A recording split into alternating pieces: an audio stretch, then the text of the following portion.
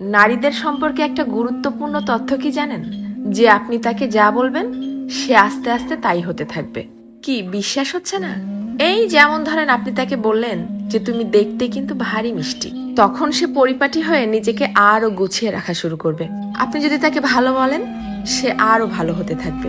আপনি যদি বলেন যে তোমার মনের মধ্যে অনেক মায়া, ভালোর জন্য তুমি নিমেষেই যে কোনো কিছু কুরবানি দিতে পারো, তখনও সে সেটা রপ্ত করতে শুরু করবে।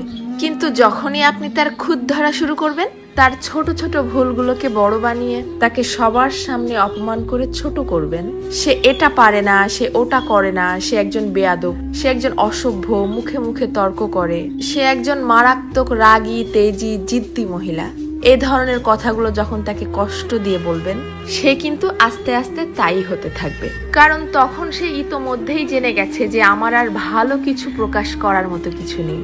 সবার সামনে যেহেতু আমি খারাপ হয়েই গেছি, তো আরো খারাপ হয়ে যাই, তখন আর সে কোনোভাবেই কারোর সামনে নিজেকে সঠিক প্রমাণ করার প্রয়োজনীয়তা অনুভব করবে না। সে ধরেই নিবে যে কেউ আমাকে ভালো বললে ভালো, আর না বললে আরো ভালো। কে বুঝলো বা বুঝলো না এটা নিয়ে আর মাথায় ঘামাবে না। এটুকু তার ঠিকই বোধগম্য হয়ে যাবে যে আমি সবাইকে সম্মান দেখিয়ে লাইনের পেছনেই দাঁড়াই অথবা সামনে, সব অবস্থাতেই আমি খারাপ।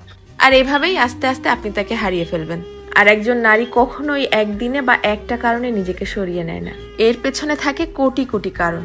এর জন্যই কথাই আছে না যে কথাতেই জয় আবার কথাতেই ক্ষয়। কারো ভুল ধরিয়ে দিতে হয় একান্তে, সবার গোপনে। আর কারো প্রশংসা করতে হয় তাকে সামনে রেখেই সবার সামনে।